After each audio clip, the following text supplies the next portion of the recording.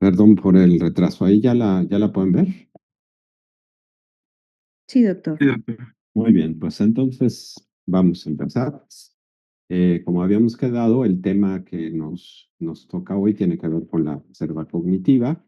Este es un tema que nos parece muy interesante. Esa ha sido nuestra línea de investigación ya desde hace un ratito. Y bueno, evidentemente al final de que toquemos como los conceptos más importantes sobre la reserva cognitiva, pues hablaremos justo de cómo se ha comenzado a aplicar en el ámbito de la psiquiatría, que es la parte que nos parece más interesante. Entonces, vamos a iniciar con el concepto. Este es, bueno, primero los temas que vamos a tocar, de qué es la historia del concepto, un poco que es interesante que sepan, pues, de dónde proviene, de dónde surgió, etcétera, qué relación tiene con la neuroplasticidad, que esta es una de las cosas que nos parecen como de alguna manera más interesantes del tema de estudiar, en qué patología se ha demostrado este efecto modulador o protector de la reserva, cómo se mide, si se puede incluso aumentar, me refiero artificialmente, evidentemente, y cómo se ha aplicado a la psiquiatría y evidentemente varias controversias al final. Esta es una de muchas definiciones. La verdad es que la definición como tal de la reserva cognitiva no está universalmente aceptada. Adelante les platicaré de que ya ha habido varias conferencias, varios intentos a nivel mundial para tratar de definirla adecuadamente y sobre todo en el contexto, digamos, de demencia, que es su campo de aplicación como más inmediato, más estudiado, pero la verdad es que a la fecha seguimos sin una definición, digamos, universalmente aceptada. Esta, por ejemplo, que propone que se trata de un concepto funcional, pero en realidad es altamente abstracto, es decir, no está muy bien definido, pero bueno, propone que la actividad cognitiva repetida, la actividad cerebral, en particular la cognitiva, y continua, de alguna manera protege al cerebro del déficit funcional que produce el daño cerebral, o sea, ahí nos referimos a cualquier tipo de lesión, las enfermedades o el envejecimiento, ¿no? Y a eso se refiere, digamos, todas las definiciones que van a encontrar por ahí se relacionan un poco con lo mismo, aunque hay algunas definiciones que hablan simplemente de la discrepancia entre que hay entre las lesiones cerebrales y las manifestaciones clínicas. Ahorita vamos a ver que en realidad eso tiene que ver con la evidencia de dónde surge el concepto de reserva cognitiva, pero en realidad no lo define adecuadamente. Pero para fines prácticos, de alguna manera la actividad cerebral continuada a lo largo de toda su vida, pues parece proteger de distintas lesiones cerebrales en general y por supuesto también del envejecimiento. Quizá una de las partes más criticables y más indefinidas precisamente es este asunto de la reserva cognitiva. Adelante les voy a hablar de dónde surge como tal, pero bueno, quizá el concepto de reserva, que parece como sugerir algo que tenemos ahí que no utilizamos y que de alguna manera tenemos precisamente de reserva para después utilizar, no sea lo más adecuado. Pero bueno, es un término que ya se utiliza coloquialmente. ¿Por qué no es lo más cercano? Porque en realidad no es que tengamos ahí algo que no utilicemos, más bien es el hecho de que la actividad continua parece de alguna manera mejorar el rendimiento cerebral. Entonces, por eso, por esas razones que continuamente se hace la analogía con la actividad muscular, que es uno de los pocos, de alguna manera, pues otros tejidos o órganos, que la actividad continuada, pues de alguna manera lo mejora, lo fortalece, ¿no? En otros órganos, por ejemplo, pues más bien hay evidencia de que el uso excesivo o continuado, pues más bien desgasta como tal o disminuye mucho el rendimiento de los órganos. En el caso del músculo y del cerebro, pues parece ser al contrario, ¿no? Que el uso parece de alguna manera mejorarlo e incluso protegerlo, ¿no? Del daño, que eso es quizá lo más interesante de la reserva cognitiva.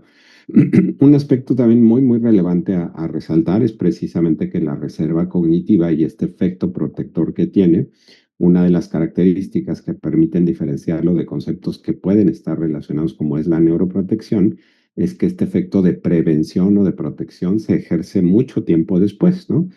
En el modelo, digamos, más clásico que conocemos de la reserva cognitiva, en donde una persona, no sé, que ha tenido una alta escolaridad y que se ha involucrado en actividades cognitivas durante toda su vida, pues de alguna manera eso le disminuye el riesgo de padecer demencia, pues cuando esté por arriba de los 65 años. Esa característica lo diferencia de un proceso de neuroprotección, como hemos visto en las clases pasadas, porque en el concepto de neuroprotección estamos hablando de la protección, de la prevención a corto plazo. Y aquí hablamos de que la reserva implica una protección a muy largo plazo, incluso en las etapas finales como tal de la vida y del envejecimiento. Y ese es uno de los fenómenos que más ha llamado la atención, porque lo que llama la atención es precisamente que la escolaridad, por ejemplo, que ustedes están completando en este momento, tenga un efecto protector cuando ustedes tengan 70 años, por ejemplo, ¿no? Es decir, es un efecto que se ve a muy largo plazo y esa es la diferencia quizá más importante con el concepto coloquial, digamos, de neuroprotección. Ahora, ¿de dónde vino? Esencialmente las dos que ven aquí son las dos líneas de evidencia, digamos, más conocidas, más estudiadas del concepto de reserva cognitiva. Y por un lado están los estudios precisamente neuropatológicos que se hicieron esencialmente en demencia, sobre todo en Alzheimer, en adultos mayores, en donde cuando se describió por primera vez las lesiones neuropatológicas que eran típicas de enfermedad de Alzheimer y se comenzaron a estudiar los cerebros de pacientes que muchos de ellos la habían padecido, pues se comenzó también a estadificar la severidad, ¿no? Por primera vez pudimos establecer la severidad de las lesiones patológicas en distintos estadios. Entonces, eso nos permitió tratar de relacionar, de ver si había alguna relación entre aquellos que tenían más lesiones y habían tenido en vida, digamos, más manifestaciones neurológicas o una severidad más importante en la demencia que esto fue, digamos, de los primeros estudios que se hizo, aunque el estudio más clásico es este de Katzmann, en realidad del 88 hay un estudio de 1968, de 20 años antes, que quizá fue el primero, en realidad, que describió esta discrepancia, ¿no?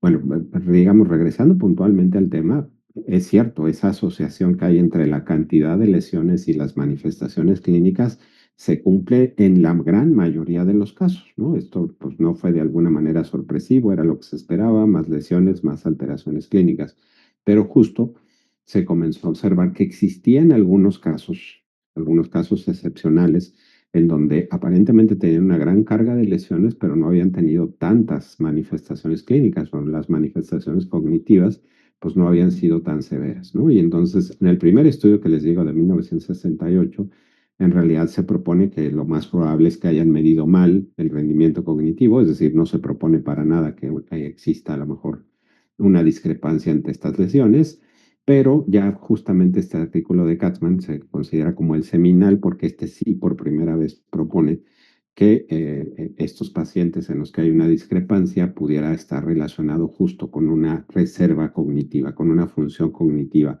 a lo largo de toda su vida que de alguna manera los protegía. Entonces, de esta discrepancia es donde surge este concepto, es el más importante, pero hay otra línea de evidencia también igualmente importante que tiene que ver con los estudios epidemiológicos. En los primeros estudios epidemiológicos en demencias que trataban de buscar evidencia, digamos, de cuáles eran los factores protectores y de cuáles eran los factores de riesgo para desarrollar demencia, desde los primeros, uno de los puntos más importantes que ha salido consistentemente asociado es justo el nivel educativo, la educación, la instrucción formal. Aquí abajo se presentan justo aquellos factores que se consideran protectores o que disminuían el riesgo de padecer demencia y desde estos estudios epidemiológicos se demostró muy bien que la actividad física, que la actividad cognitiva, que la escolaridad, que la interacción social parecían tener un efecto disminuyendo el riesgo, ¿no? Entonces, estas dos evidencias de alguna manera apuntaban un poco hacia lo mismo. De hecho, justamente que la razón por la cual existía esta discrepancia patológica fuera precisamente por la presencia de estos factores protectores en algunos de esos pacientes. Pero hay una tercera línea menos conocida, sobre todo para nosotros en el ámbito clínico, pero que se desarrolló también de manera muchísimo más temprana y que le da, de alguna manera, le da sustrato a la teoría, digamos, de la reserva cognitiva y tiene que ver con todas las investigaciones que seguramente han escuchado sobre los ambientes enriquecidos en animales de experimentación. Estos estudios desde hace muchos años, vean, ahí están los primeros estudios de Donald Hebb en los años 50, en donde demostraron claramente que aquellos animalitos que estaban completamente libres y aquellos que estaban literalmente enjaulados e incluso aislados mostraban un desempeño distinto en pruebas cognitivas y una conducta además distinta, ¿no? Y bueno, desde entonces empezaron a estudiar que quizá justo los ambientes enriquecidos, la libertad, la interacción social, etcétera, de alguna manera mejoraba el rendimiento cognitivo. Pero quizá la aportación más importante de estos ambientes enriquecidos es que por primera vez demostraron que esta estimulación ambiental con los ambientes enriquecidos era capaz de cambiar literalmente la morfología del tejido nervioso, de aumentar el espesor de la corteza, de aumentar la complejidad precisamente de los árboles dendríticos, y que esto además ejercía un papel neuroprotector en distintos modelos de enfermedades, incluso de enfermedades neurodegenerativas. Es decir, porque de alguna manera encaja en la parte de la reserva cognitiva, porque le da sustrato, es decir, te explica cuál es el mecanismo por el cual a través de la estimulación cognitiva puede de alguna manera protegerse el tejido nervioso, porque se demostró precisamente estos cambios en sustancia gris a nivel sináptico, a nivel neuronal, etcétera, ¿no? Entonces, estas tres líneas de evidencia en realidad ha sido las que de alguna manera dan el concepto moderno actual que conocemos como el de reserva cognitiva. Esta es la gráfica, digamos, típica que se propone en el caso de la reserva cognitiva, por ejemplo, en Alzheimer, ¿no? En donde se propone o se hace la diferenciación entre una persona con una baja reserva cognitiva y una persona con una alta reserva cognitiva, y cómo conforme va aumentando la carga de lesiones neuropatológicas, la persona con una baja reserva cognitiva, pues de manera más temprana desarrolla el declive cognitivo. Este es el umbral, digamos, clínico del diagnóstico de la demencia, y entonces se propone que una persona con una baja reserva cognitiva pues va a presentar antes, ¿no? Los síntomas que una persona que tiene una alta reserva cognitiva, y en donde la inflexión puede hacer que esta diferencia que hay entre este y este paciente pues sea hasta de una década o más, por ejemplo. Este fenómeno está muy bien descrito, muy bien documentado acerca, digamos, de la modulación del retraso en la aparición de los síntomas, pero si se dan cuenta aquí, ambas pendientes, ambas curvas al final llegan al mismo punto, y esto es totalmente cierto, ¿eh? Es decir, no quiere decir que el concepto de la reserva cognitiva o este efecto protector evite ninguna enfermedad, eso no se ha demostrado para nada, pero sí puede retrasar de alguna manera su presentación, como vamos a ver más adelante. E incluso aquí pudiera de alguna manera suponerse que los pacientes que tienen una alta reserva cognitiva parecen mostrar incluso un deterioro muchísimo más severo que aquellos que tienen una baja reserva cognitiva. Y esto, la verdad es que esta observación también es cierta. Hay varios estudios que han demostrado que aquellos pacientes que tienen una alta reserva cognitiva parecen mostrar un deterioro en el momento en el que inician muchísimo más severo. Es decir, sí se ha demostrado esta pendiente mucho más importante, ¿no? Pero quizá la gran relevancia o en lo que se ha centrado es en este retraso en la presentación de los síntomas, ¿no? En la actualidad, en pacientes que tenemos con deterioro cognitivo y una alta reserva cognitiva, siempre los monitorizamos de manera muy estrecha, porque justo hay esa posibilidad de que una vez que comienza el deterioro, el paciente se deteriore de una manera muchísimo más acelerada. Eso es cierto, ¿no? Y a eso es a lo que se le llama el umbral, vamos a decirlo, a partir del cual este efecto de la reserva cognitiva se agota y el paciente pues manifiesta las características de la enfermedad de una manera pues muchísimo más clara. Pero bueno, esto nos habla de una diferencia de edad, digamos, de inicio de la presentación muy importante y de gran relevancia clínica. ¿No?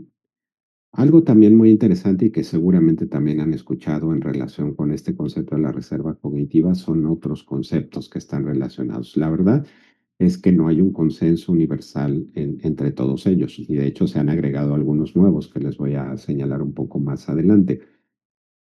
Quizá estos dos, que es la reserva cerebral y la reserva cognitiva, son de los que están un poquito mejor definidos, vamos a decirlo como tal en la actualidad. De hecho, el concepto como tal de reserva cerebral es más bien un concepto anatómico, vamos a decirlo así, es decir, de manera muy coloquial podríamos considerar que el concepto de reserva cerebral es que simple y sencillamente alguien nace con una mayor cantidad de volumen de sustancia blanca, de sustancia gris o de neuronas o de lo que ustedes quieran, y así nace literalmente con ellos, y eso lo hace pues de alguna manera más resistente al daño. Es decir, proponen que este es un aspecto anatómico bastante pasivo, porque incluso se propone que esto está, digamos, mediado biológica y está genéticamente, y que esto no tiene que ver necesariamente con aspectos de estimulación ambiental. Por eso se hace la diferencia, digamos, más importante entre reserva cerebral y reserva cognitiva, porque este es un concepto más anatómico y más pasivo. Es decir, este no tiene que hacer ningún esfuerzo el paciente, sino más bien, pues ya lo trae, y que esto, digamos, de alguna manera lo protege.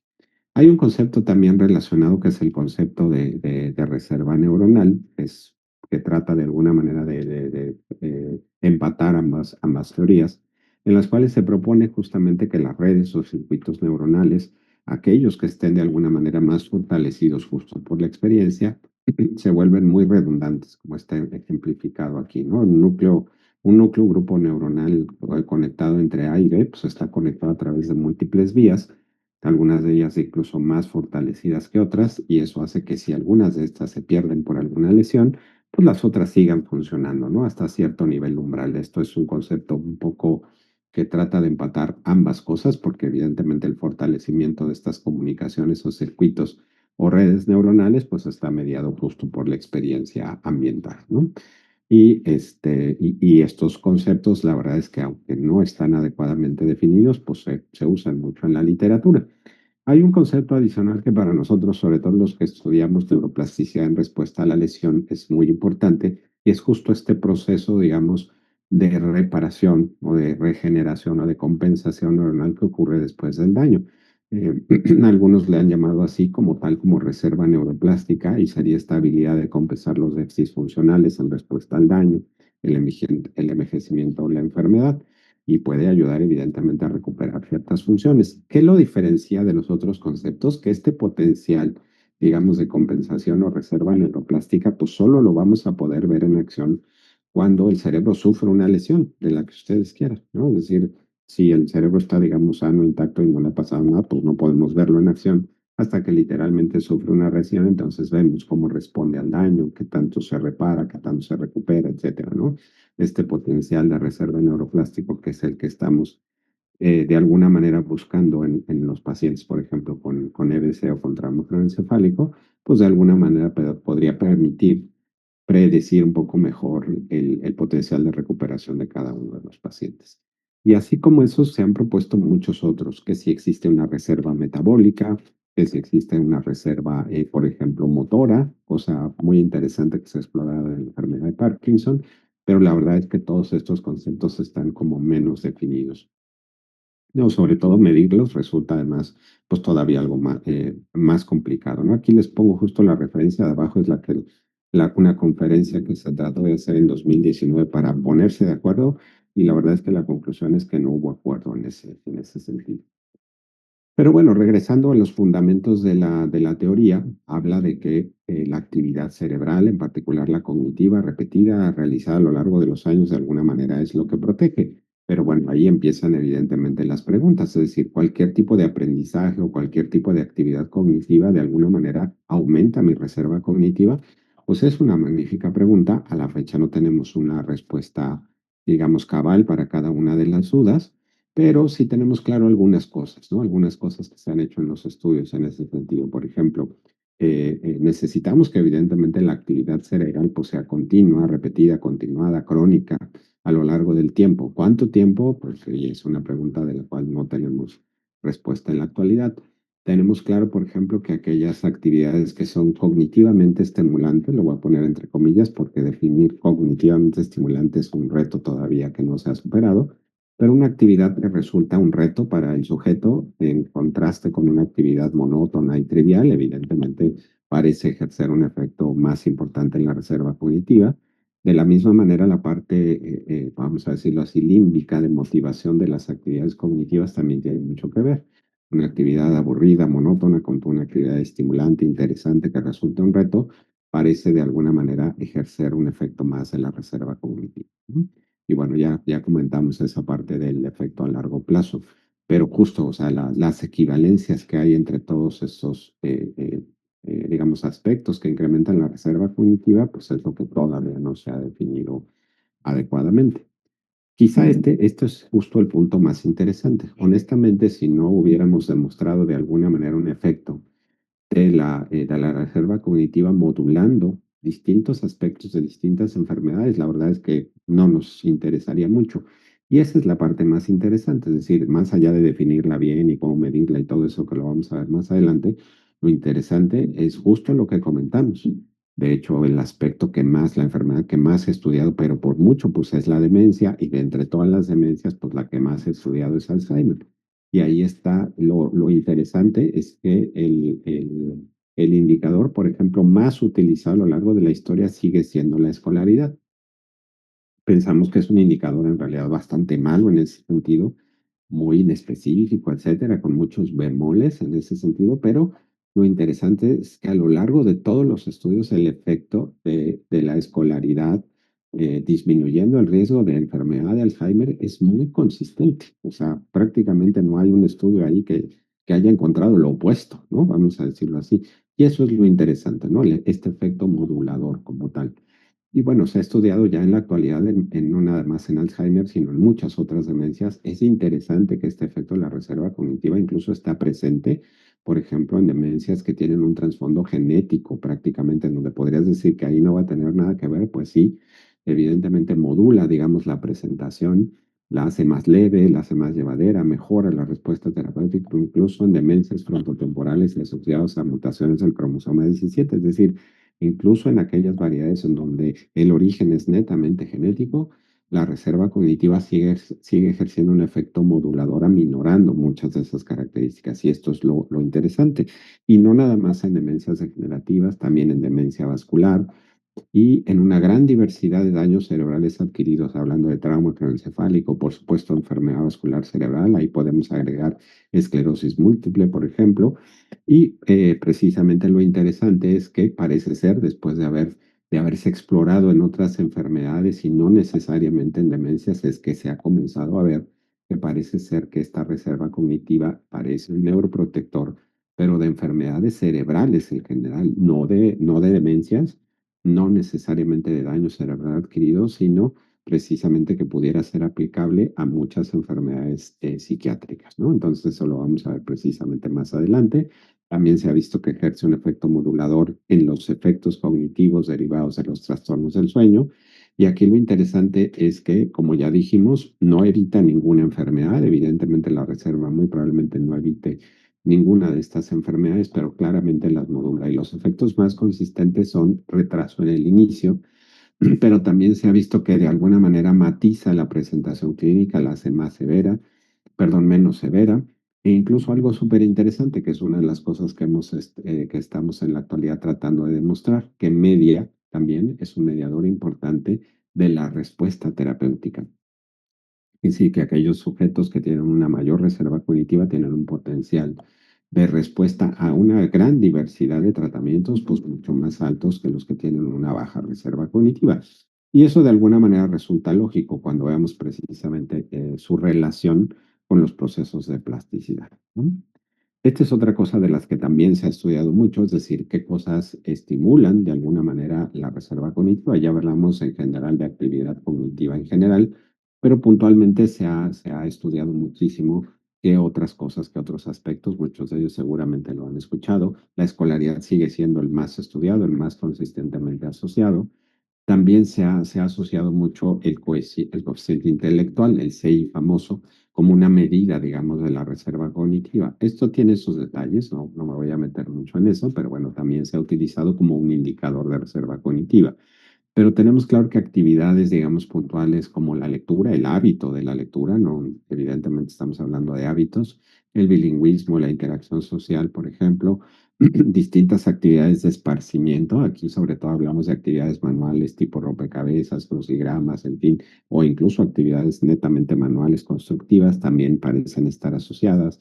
El aprendizaje musical, y ahí pongo al final tres que están en rojo porque estrictamente no son cognitivas, ¿no? Que es el ejercicio, la dieta y la calidad de sueño, que parecen también abonar de manera positiva, ¿no? Pero las dejamos ahí un poco separadas porque estrictamente no representan actividades cognitivas. Pero de todas estas hay evidencia de que protegen. Ese es el efecto, ¿no? Una de las cuestiones que a la fecha pues todavía no sabemos y no se ha estudiado formalmente es esta parte de, bueno, de todos estos, ¿cuál es el que tiene más peso? Si tendríamos que decidir cuál parece el más importante, parece ser la escolaridad, pero aquí sobre todo es porque es la que más se ha estudiado, ¿no? Todos los demás más recientemente se han propuesto, por ejemplo, la interacción social como un factor súper importante en los adultos mayores, por ejemplo, en comparación con aquellos que se aíslan, etcétera, pero parece ser un indicador muy, muy consistente en reserva cognitiva. el más sólido parece ser la escolaridad porque es el más viejo que se ha estudiado. Pero ahí también, como habíamos dicho, este indicador de la escolaridad también tiene pues muchos detalles, ¿no? Porque, por ejemplo, simple y sencillamente contar el número de años de escolaridad sin contar, por ejemplo, pues cómo le fue académicamente hablando o si se tardó, a lo mejor hizo muchos años porque le costó mucho trabajo. Todos esos tipos de detalles de la escolarización no suelen preguntarse y a pesar de que no hacemos un análisis fino en la escolaridad, consistentemente sigue asociado este efecto protector.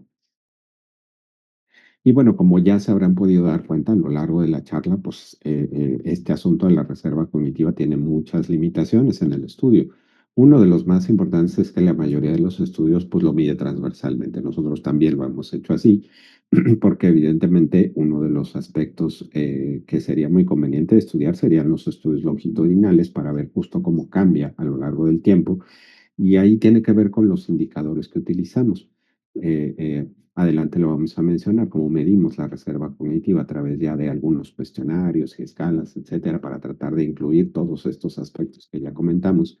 Pero la verdad es que muchos de ellos, por ejemplo, son difíciles de medir, por ejemplo, en una persona más joven, ¿no? Es decir, si yo quiero medir la reserva cognitiva en alguien de la edad de ustedes, me va a costar mucho trabajo porque justo están construyendo apenas a lo mejor terminando su escolarización formal y entonces algunos otros aspectos pudieran no estar todavía consolidados o medir este tipo de reserva cognitiva en niños porque evidentemente están en proceso de escolarización, pues es todavía más complicado. Es decir, ahí tenemos muchos problemas de cómo la medimos porque la mayoría de los indicadores de reserva cognitiva están pensados para adultos mayores, así se crearon para medir de alguna manera su efecto en demencias. Entonces hacerlo en otros grupos, la verdad es que está muy complicado. Pero bueno, justo los indicadores de reserva que están muy incompletos, son muy cualitativos, ¿no? Es decir, no tenemos manera de medirlos de manera muy clara, sino hacemos estimaciones en realidad. Y hacer, por ejemplo, hablando de indicadores de reserva cerebral, ahí los estudios, la verdad es que son muy escasos en ese sentido. De reserva cognitiva van a encontrar miles de artículos últimamente, pero de reserva cerebral es mucho menos frecuente porque implica al ser un concepto anatómico, pues medir evidentemente cosas, ¿no? Medir volúmenes cerebrales, espesores de la corteza, diferencias que hay entre sujetos de alta y baja reserva cerebral, etcétera. Entonces, estos estudios son más costosos, son más difíciles de hacer y no son los más abundantes, ¿no? Y bueno, a diferencia, digamos, de estos indicadores de los que ya hablamos, que parecen como indicadores pues muy estables, ¿no? Como medir, justo preguntarle a la escolaridad si tienen tales hábitos o no. La verdad es que la tendencia en la actualidad más bien es a buscar lo que llamamos indicadores dinámicos de respuesta terapéutica. ¿Qué quiere decir dinámico? Es decir, someter literalmente al sujeto a una tarea, a un reto, por ejemplo, al que no se haya enfrentado y ver cómo lo resuelve. Ese para nosotros es un indicador como más, un poco más importante, más cercano, que pensamos que puede ser más fidedigno de este efecto de la reserva cognitiva. Pero bueno, en ese, estos son puntos en realidad que están un poco en el aire precisamente en cuanto a su análisis.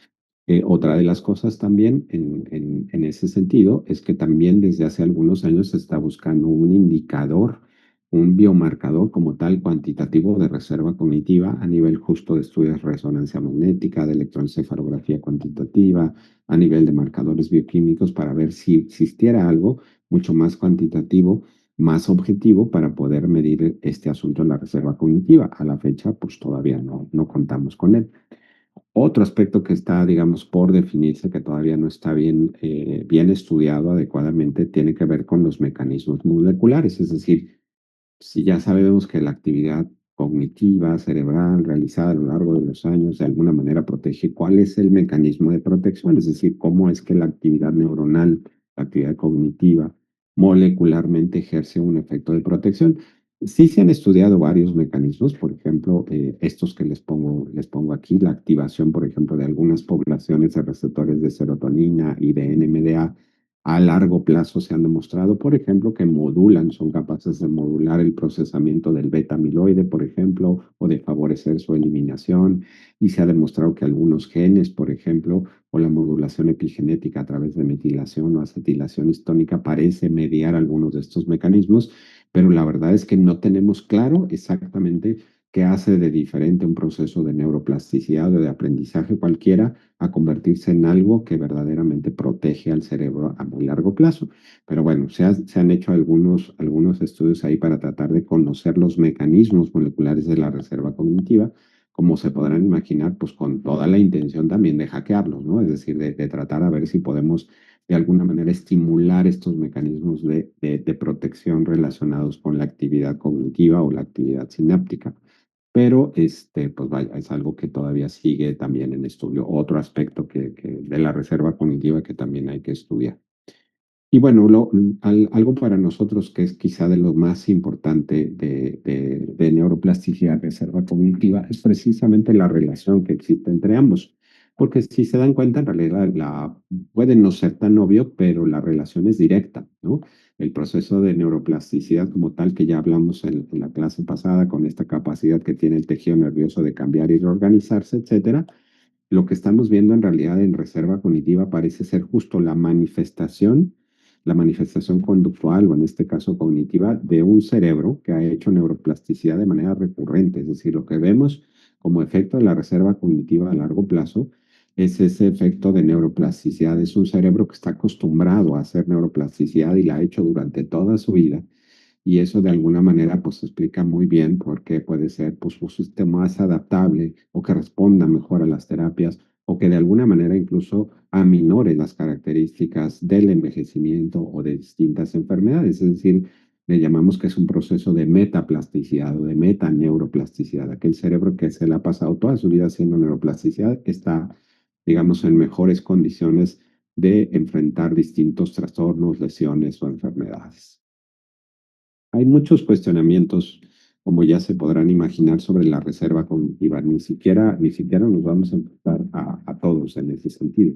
Por ejemplo, uno de los más importantes es justo cómo podemos definir una actividad cognitivamente estimulante. Es decir, ¿qué es una actividad cognitivamente estimulante? ¿Cómo puedo yo medir qué tan estimulante es una actividad cognitiva? Hace algunos años se propuso, pues justo, de alguna manera, lo más obvio era utilizar, por ejemplo, resonancia magnética funcional para ver qué tantas áreas se activaban ahí durante la tarea. Pero la verdad es que se demostró que no parece estar necesariamente relacionado con la estimulación cognitiva. Uno podría pensar, pues, donde se encienda todo el cerebro, esa es la actividad pues, más importante, pero bueno, se demostró, por ejemplo, y seguramente a lo mejor ustedes lo han visto, que el uso, por ejemplo, de alucinógenos como el LSD encienden literalmente todo el cerebro y eso no quiere decir en realidad que sea una actividad cognitivamente estimulante. En otras palabras, todavía no sabemos cómo medirla, ¿no? Para ver las diferencias de una actividad contra otra. Las equivalencias, como ya les había dicho, entre los distintos factores que incrementan la reserva cognitiva, estamos también ahí completamente sin una respuesta categórica. Y esto en realidad, déjenme decirles que que en realidad está originado por una inquietud auténtica de los pacientes, ¿no? Cuando, por ejemplo, recomendamos muchas actividades para de alguna manera aumentar la reserva cognitiva, ¿no? Pues lea, ¿no? Pues haga ejercicio y duerma bien y todo eso. Y cuando alguien pregunta, oye, de todas estas actividades que me recomienda, ¿cuál es la que más efecto tiene? Es decir, me pongo mejor a tocar un instrumento, a aprender un idioma, o mejor tengo actividad social, o me pongo a leer. ¿Y qué me pongo a leer? ¿Qué me conviene leer? Todas esas preguntas en realidad siguen en el aire, ¿no? Es decir, ¿qué tipo de material de lectura, con qué frecuencia, qué tiene más peso, aprender otro idioma o aprender a tocar un instrumento? No lo sabemos, ¿no? Hacemos una recomendación genérica, en realidad, acerca de todas las actividades que sabemos que incrementan la reserva cognitiva, pero las equivalencias, las valencias, la verdad es que no la tenemos, no se ha estudiado, digamos, de manera formal. Es un reto, en realidad, metodológicamente hacerlo, pero bueno, sería algo interesante de conocer. Este punto también es algo muy importante al respecto de si existen periodos críticos para la reserva cognitiva, es decir, esto se puso de relieve, sobre todo tratando, por ejemplo, de adultos mayores, que como ustedes saben hay un grupo, digamos, de adultos mayores que a veces retoman su escolarización formal, pues una vez que tienen tiempo de hacerlo, ¿no? Que después a lo mejor de los 60 años, ya cuando se jubilaron, y trabajaron toda su vida, quieren retomar su escolarización y retoman su licenciatura, etcétera. Evidentemente ahí está la pregunta de, bueno, si yo retomo mi escolarización de manera tardía, esto sigue existiendo, digamos, sigue ejerciendo un efecto neuroprotector a largo plazo, eso me protege como tal del riesgo de demencia. La verdad es que hay muy pocos estudios en ese sentido. Si hay uno por ahí que evaluó justo esta escolarización tardía en un grupo de adultos mayores que tomaron cursos universitarios arriba de los 65 años, pero el efecto solamente se tomó en el corto plazo, ¿no? Claramente hubo una mejoría en algunas funciones, algunos dominios cognitivos después de haber completado estos cursos, pero eso pues no es en realidad evidencia de un efecto protector. Habría que seguir a estos adultos mayores y ver si eso disminuyó su riesgo de desarrollar demencia, etcétera, ¿no? La propuesta actual, pues es que probablemente sí, probablemente existan periodos críticos en los cuales sea ideal, pues justo completar la escolarización y que este efecto tardío, digamos, aunque sí la ejerza sea de menor intensidad, pero es algo que es muy difícil de estudiar. Y bueno, como ya habíamos dicho, también tratar de buscar un biomarcador objetivo, algo que podamos de alguna manera medir, determinar, para ver de una manera más objetiva poder medir este concepto de la reserva cognitiva, ¿no? Si es posible aumentar la reserva cognitiva, pues sí, de manera teórica sí. Aquí me refiero a la manera artificial, ¿eh? No la manera natural, que sería justamente esta parte de leer y de tocar la guitarra y lo que ustedes quieran. No, evidentemente se ha propuesto sí distintas estrategias que ya se usan en la actualidad para estimular la actividad cerebral. Estamos hablando de la estimulación cerebral no invasiva y invasiva pudiera de alguna manera aumentar la reserva cognitiva, pues una vez más, no hay estudios, literal, todos los protocolos que hay, que se han estudiado incluso, por ejemplo, de TMS o TCS para estimular incluso procesos cognitivos, pues todos los han estudiado en el corto plazo. Le dan X cantidad de sesiones, miden los efectos al final, a lo mucho lo seguirán un mes, 2 meses, quizás 6, en los que más. ¿Cuál es el efecto de esta estimulación artificial a largo plazo? No lo sabemos, o sea, pues no sabemos si eso realmente ayuda a aumentar la reserva cognitiva y lo mismo, la misma pregunta también surge de la estimulación farmacológica que se ha, digamos, utilizado y se ha vociferado a lo largo de mucho tiempo, que exista algún fármaco que de alguna manera incremente nuestras actividades cognitivas. Esto se ha estudiado, digamos, incluso de manera, pues vamos a decirlo así, pues un poco subterránea desde hace muchos años, ¿no? Y hay muchos laboratorios farmacéuticos y semifarmacéuticos buscando la posibilidad de que exista o no un efecto sobre la cognición de distintas sustancias químicas, ¿no? Esto ya me lo voy a saltar, este es un estudio que hicimos nosotros aquí, pero bueno, me quiero concentrar, digamos, en esta, que es la parte más importante. La aplicación, digamos, de la reserva cognitiva, una vez más, en el ámbito de la psiquiatría, es muy reciente comparativamente hablando. De hecho, me parece que ha sido un poco, pues, anecdótica y además desordenada en ese sentido.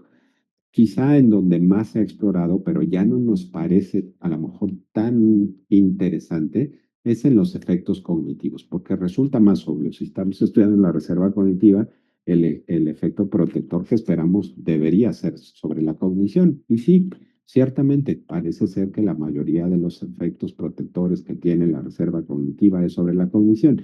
Y eso es lo más estudiado, incluyendo también en patologías psiquiátricas, es decir, en los déficits cognitivos asociados a depresión, en los déficits cognitivos asociados al trastorno bipolar o a la esquizofrenia. La verdad es que ahí existe cierta cantidad de evidencia de que ejerce efectos cognitivos. Pero a mí particularmente, me parecen más interesantes los no cognitivos, es decir, si la reserva cognitiva puede modular otros aspectos que no sean necesariamente cognitivos y que sí sean características precisamente de la enfermedad, ¿no? Por ejemplo, justamente modulando la severidad clínica y algo para mí muy interesante, que es justo la respuesta terapéutica, tanto farmacológica como psicoterapéutica, si reduce, por ejemplo, el ciclado en los pacientes con bipolaridad o el número de recaídas, ¿no? O mejora, por ejemplo, la tasa de respuesta terapéutica. En fin, todo ese tipo de aspectos no necesariamente cognitivos, me parece que todavía falta mucho por explorar, aunque sí, como se van a dar cuenta, pues ya hay bastantes estudios ahí, incluso que respaldan la posibilidad de hacer incluso metaanálisis, pero una vez más, este aspecto de analizar la reserva cognitiva en aspectos psiquiátricos es comparativamente más reciente, es decir, no es algo que se haya explorado de manera sistemática, vamos a decirlo así, sino hasta ahorita se ha estudiado en varias de estas enfermedades. Es muy interesante que siga, que se haya demostrado este efecto modulador. Ahí sí tenemos además que ser honestos y ahorita lo vamos a discutir cuando veamos el artículo. La mayoría de los estudios que están publicados pues son aquellos en donde se demostró que la reserva cognitiva pues tenía un efecto positivo. Ya saben ustedes que siempre hay un sesgo ahí muy importante de las publicaciones con resultados negativos. Es decir, si uno quiere buscar un estudio sobre reserva cognitiva que no haya demostrado estos efectos, le va a costar más trabajo porque de por sí a las revistas pues les interesa más bien aquellos en donde sí se encontró y los que no pues son más complicados de publicar, ¿no? Pero bueno, es ahí cuando uno revisa así la evidencia, pues siempre uno se queda con la idea de que el efecto es muy consistente, pero también tenemos que tener en cuenta este efecto de sesgo de las publicaciones con resultados negativos. Y también muy interesante precisamente que es algo que precisamente estamos estudiando aquí. Nuestra propuesta es que también aquellos pacientes con una mayor reserva cognitiva van a responder mejor a las terapias, incluso con estimulación cerebral no invasiva, ¿no? Cosa que también se ha estudiado comparativamente poco y que nos parece además bastante lógico, ¿no? Porque literalmente la estimulación cerebral no invasiva se basa en inducir un proceso de neuroplasticidad. Es muchísimo más probable que un cerebro que está acostumbrado a hacerlo lo realice de manera pues muchísimo mejor o con más éxito, ¿no? O con menos sesiones, etcétera. En fin, tiene muchas implicaciones en ese sentido. Y bueno, ya para concluir, hay muchas perspectivas. Yo ya le dije muchos de los aspectos en realidad que no están adecuadamente estudiados todavía. Los conceptos, la terminología, los indicadores clínicos, cómo lo medimos, los biomarcadores, en fin.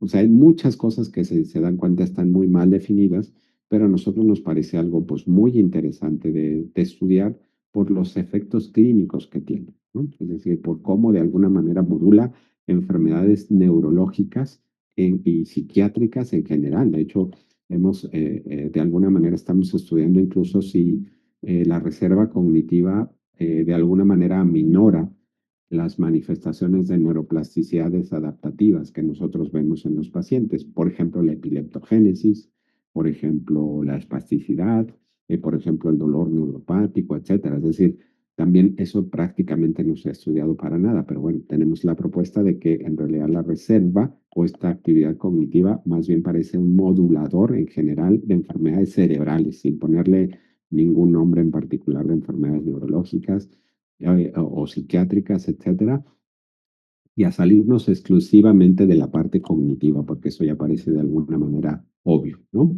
Y otro aspecto al final muy importante que me parece también muy importante explorar es que todo el tiempo hablamos de cosas que de alguna manera pues incrementan la reserva cognitiva, pero que hay de aquellas que la disminuyan, es decir, es probable que haya muchos factores que la disminuyan, pues sí, se han estudiado comparativamente poco, en especial estrés crónico, por ejemplo, el uso de drogas de abuso, la privación sensorial, la privación de sueño, por ejemplo, e incluso distintos fármacos que pudieran afectar los procesos de neuroplasticidad, cosa que nosotros ya hemos estudiado en enfermedad vascular cerebral, por ejemplo, con antiepilépticos y neurolépticos, etcétera, que pueden de alguna manera interferir con los procesos de neuroplasticidad, ¿no? Entonces, si se dan cuenta, hay una gran diversidad de aspectos todavía por definir en la reserva cognitiva, pero para nosotros es muy interesante porque justo pues, estudiamos nosotros los procesos de neuroplasticidad y esta es precisamente una manifestación de ese proceso pues, a muy largo plazo. De ahí lo que nos parezca pues, algo muy interesante de estudiar, no nada más en neurología, sino en salud mental. Y creo que con esto concluiría la presentación. No sé si sobre el tema, que si se dan cuenta en realidad es un poco más conceptual, sobre aterrizarlos al concepto de reserva y conceptos relacionados. ¿Hay alguna pregunta, alguna inquietud? Sí, doctor. En Sí. o sea, la reserva conectiva como tal, entiendo que es como nació este concepto por la parte de las enfermedades neurodegenerativas, o sea, como para tanto compensar el daño como modular daños, o sea, asociados a la enfermedad. y que en el caso de la reserva cerebral como tal, pues es la densidad neuronal, las conexiones como tal. Entonces, bueno, me llama mucho la atención porque pues la madre de los padecimientos psiquiátricos que es como incapacitante como tal, pues es la esquizofrenia. Y la relación que tendría en estos debuts de la enfermedad como es en la adolescencia, pues la reserva cognitiva ahí verdaderamente pues existiría como tal en la parte del adolescente y el niño, porque bueno, las densidades neuronales como tal disminuyen por las podas. O sea, verdaderamente tendríamos una reserva funcional como para poder medir que el paciente tenga un peor pronóstico ante el debut en una esquizofrenia o en... Sí, entiendo un poco hacia dónde va la pregunta y en realidad tiene que ver con lo que platicaba anteriormente de que tenemos mucho problema a la hora de definir reserva cognitiva en sujetos más jóvenes.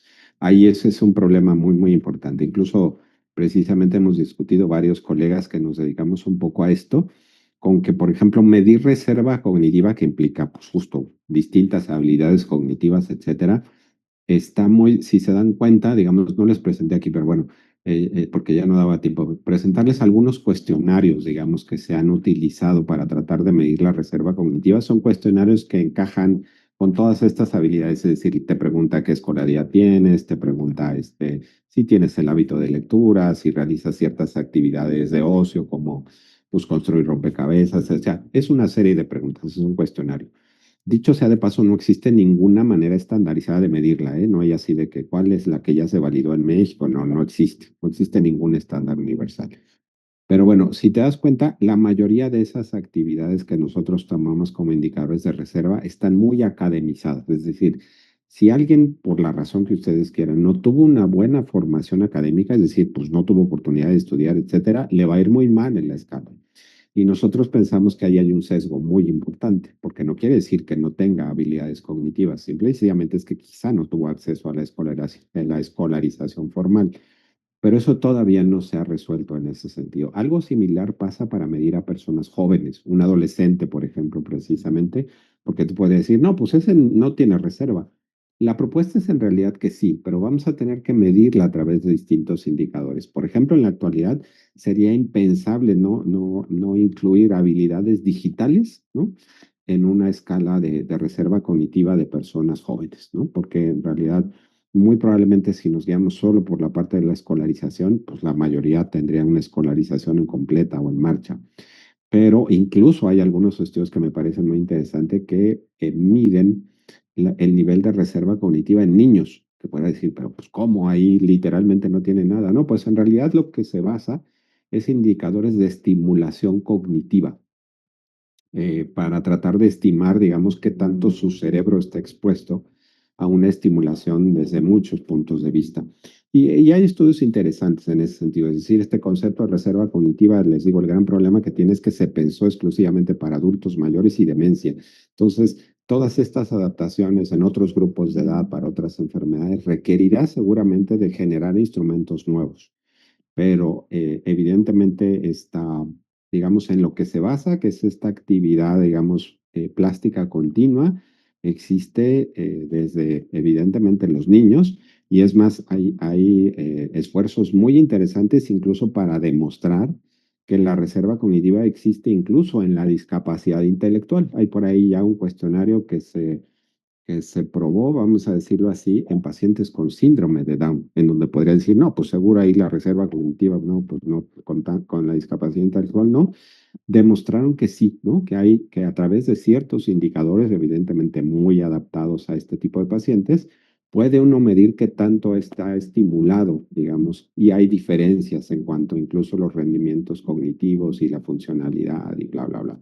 Es decir, sí es posible, pero va a ser casi obligatorio desarrollar nuevos indicadores para distintas enfermedades y distintos grupos de edad, ¿no? Y sí, como mencionas tú en esquizofrenia, quizás sea de las que más se ha estudiado, pero se ha estudiado el aspecto cognitivo, es decir, una reserva cognitiva más elevada aminora las manifestaciones cognitivas que va a tener un paciente con esquizofrenia. Pero vaya, resulta de alguna manera pues un poco lógico, vamos a decirlo así, pero lo que tú dices de qué tanto lo protege, ¿no?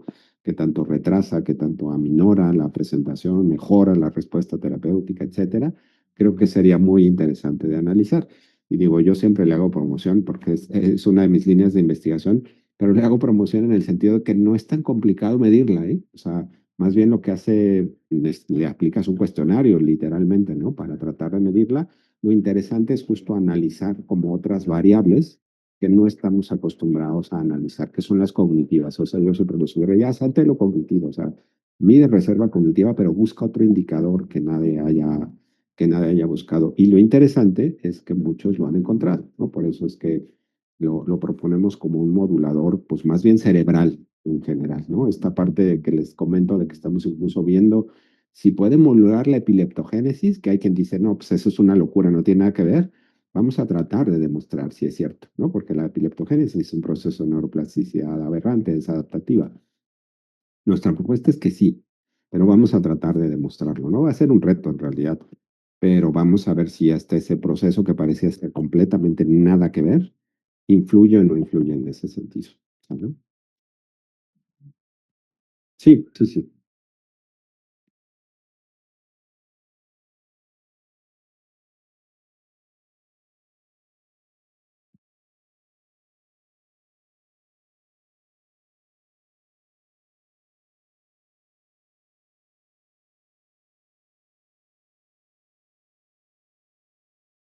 Es una buena pregunta. La verdad es que no hay estudios, o sea, la respuesta honesta es que no podría contestarte, pero justo, como les comentaba un poco en la presentación, todos estos fármacos que de alguna manera parecen estimular la cognición, digo, tú hablas de la vortioxetina, pero podríamos meter ahí qué efecto tiene la memantina o el donepezilo que utilizamos que tiene la finalidad de estimular alguna función cognitiva. Es más, el metilfenidato, ¿no? Mejorando de alguna manera algunos procesos de atención y secundariamente la memoria, etcétera. La verdad es que no se ha estudiado, o sea, siendo honesto, porque necesitaríamos justo demostrar que estos pacientes que la están recibiendo ahorita a largo plazo tienen menos riesgo de desarrollar X enfermedad, ¿no? Y ese es el problema, que el efecto es a muy largo plazo y por esa razón la mayoría de los estudios son más bien al revés, ¿no? Buscan ya pacientes que tuvieron, que desarrollaron demencia y quienes no, y se van para atrás a revisar, pues, cuál es la diferencia entre ellos, ¿no? Y habría que buscar intencionadamente si algunos de esos pacientes estuvieron recibiendo algún fármaco que estimule la cognición. O sea, no te podría decir categóricamente, no, eso no sirve, no tiene ninguna utilidad, pero sí serían necesarios estudios de esta naturaleza para poder demostrarlo. Lo que les decía también al respecto de aquellos que han estado recibiendo estimulación transcraneal magnética con fines cognitivos. Esto les va a ayudar a largo plazo, les sumó un poquito, ¿no? A la reserva cognitiva a largo plazo, no tenemos idea. O sea, es un reto en realidad medir ese efecto, pero sería muy interesante de analizar. A la fecha, pensamos que es un efecto como de alguna manera sintomático en el corto plazo, pero no tenemos claro qué pasa a largo plazo. No sé si hay alguna otra duda, pregunta. Si no, pues pasamos al artículo, que precisamente pues es una revisión sistemática y metaanálisis en este sentido. Yo tengo una última pregunta. Sí, adelante, Paulina. Por ejemplo, cuando hay una carga genética fuerte para desarrollar cualquier tipo de demencia, o sea, es posible como, pues no sé si decir evitarla con esto de la reserva cognitiva. Sí, hay evidencia muy interesante esencialmente en demencia frontotemporal, por ejemplo, ¿no? Es decir, en donde sí parece retrasar el inicio de la enfermedad y sobre todo además aminorar la severidad de las manifestaciones. Es decir, sí es posible, claramente no evita la enfermedad, pero sí parece retrasarla, ¿no?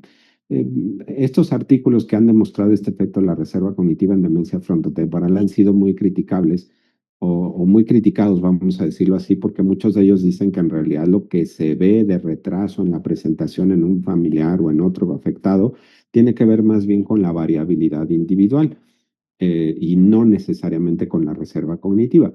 Pero vaya, dentro de esas limitaciones, pues los investigadores han demostrado que parece ser que sí, ¿no? Es decir, parece ser que sea algo en lo que vale la pena al menos invertir, incluso en aquellos pacientes que tienen un fuerte componente genético, ¿no? Muchas gracias. Sí, no, no hay de qué. Muy bien, adelante, Karina.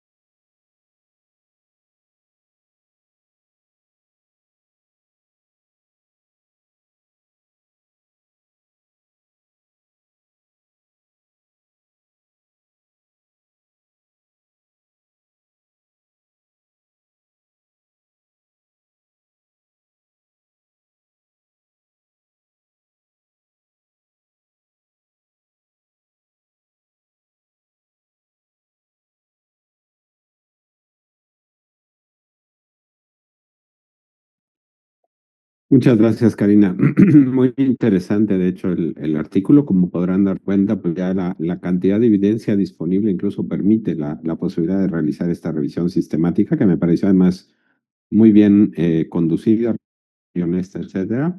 Y como pueden darse cuenta, pues da resultados interesantes en ese sentido. Creo que lo que resaltaría, porque digo, si se dan cuenta mucho por respalda lo que ya hemos platicado a lo largo de la clase, es que existe la oportunidad de tomarla como una oportunidad terapéutica, ¿eh? O sea, no es de que pues la reserva que tienes y pues ni modo, así te tocó, te modulará en los que tienen una buena reserva, en los que tuvieron la fortuna y en los que no, pues no.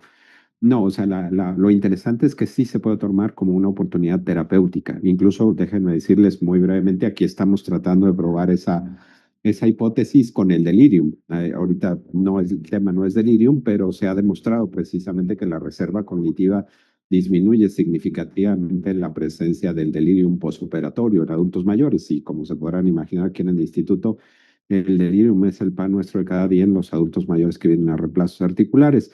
Entonces, lo que se está haciendo es precisamente una intervención cognitiva previa, literalmente, para tratar justamente de aminorar ya la prevalencia de una patología muy puntual que es el delirio, es decir, una intervención cognitiva basada en tratar de estimular vamos a decirlo así, la reserva cognitiva para tratar de aminorar la frecuencia de delirium postoperatorio en aquellos pacientes que van a estar programados para reemplazos articulares. Es decir, eso es justo lo que nos parece interesante, que se puede tomar como una estrategia terapéutica para los pacientes, ¿no? En el corto plazo. Es decir, este tipo de estimulación, incluso pudiera ser factible este tipo de estimulación a través de un programa de estimulación cerebral antes de someter a un paciente a estimulación cerebral no invasiva, con el fin que ustedes quieran, también podría ser algo valioso. En fin, existen como varias iniciativas en ese sentido para tratar de incrementar la reserva cognitiva, porque también, como mencionó muy bien Karina,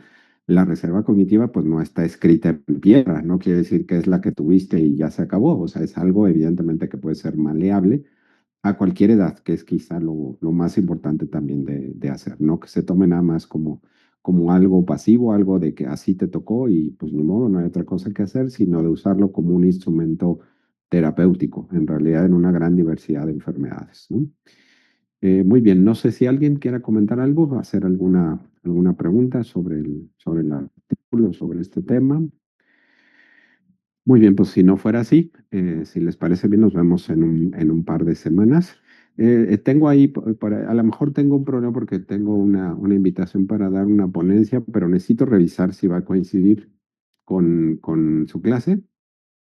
Si es así, les aviso con tiempo para ver si la podemos reprogramar o la recorremos, ¿no? Dependiendo, pero yo les avisaría dependiendo de lo que tenga. Y nada más lo que quería checar aquí, no alcanzo a ver, pero ¿cuál es el tema siguiente que vamos a ver? Ah, es el de biomarcadores, ¿verdad? Muy bien, este tema va a estar también muy interesante. Ok. Para que igual a quien le toque el artículo, bueno, y la clase, sí, si quieren también, pues hagan propuestas de artículos, ¿no? Para revisar este tema de los biomarcadores. Ahí pueden elegir, en realidad no me acuerdo si en la parte del artículo definimos los biomarcadores. Le pusimos en depresión, que creo que es en donde está un poco más desarrollado el asunto de los biomarcadores. Ahí hay que procurar a quien le toque, pues sea un estudio original, ¿no? Para de alguna manera analizar un poco más los hallazgos de la investigación. Bueno, si no hubiera ningún otro comentario, nos vemos en un par de semanas. Que tengan todos buena tarde. Hasta luego. Muchas Gracias. gracias, Doc.